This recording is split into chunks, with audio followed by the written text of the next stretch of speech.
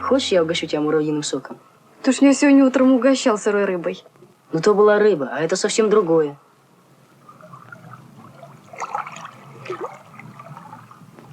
А ты не мог бы, Филька, что-нибудь рассказать о дикой собаке Динго? Динго? Это что, порода такая? Где ты видела эту собаку? А я никогда не видела. Она живет в Австралии.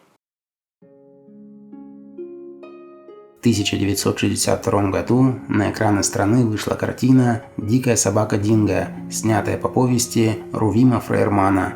Эта история о подростковой любви и дружбе стала настоящим кинохитом в 60-е годы.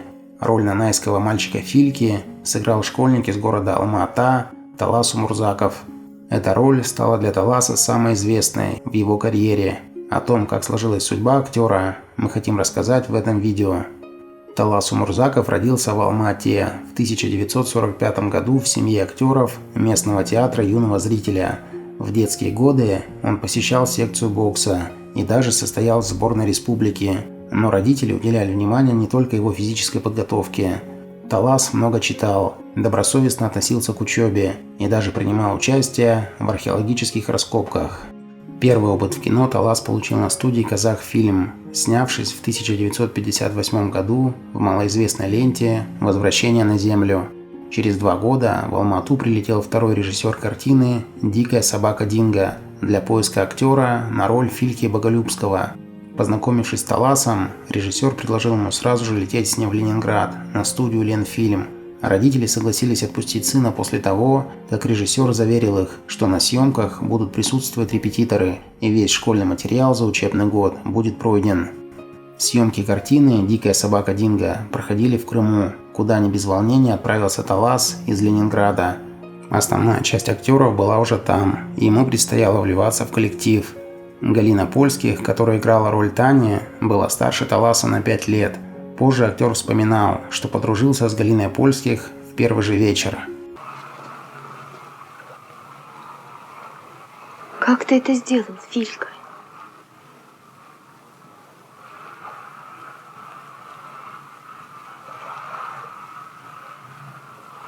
И пусть видят это все люди, раз они так легко покидают друг друга. А ты можешь смеяться надо мной сколько хочешь. Какой ты маленький, Филька.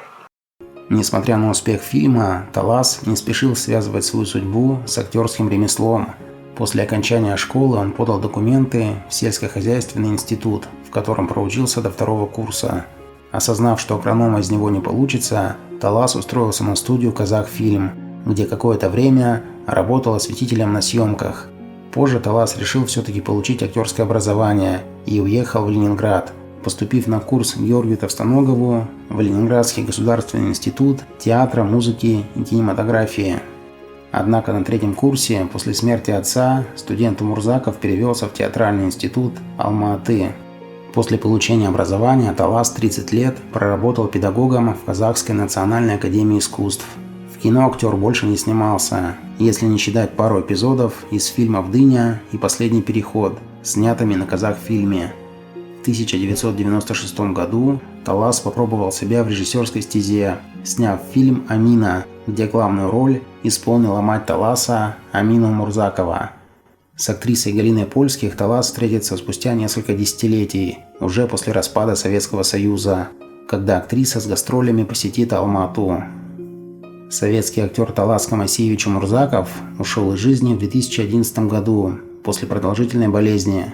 Незадолго до смерти Талас Умурзаков выпустил книгу об актерской и режиссерской подготовке. Один из экземпляров с авторским автографом был подарен Танечке. Так называл Талас Умурзаков Галину Польских в память о съемках картины «Дикая собака Динго».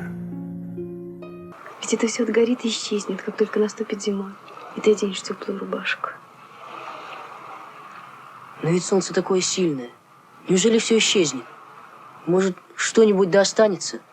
Ты прав, Филька. Все не может исчезнуть. Иначе куда же? Куда же девается наша верная дружба навеки? Друзья, ставьте лайк и подписывайтесь на наш канал. Впереди много интересного.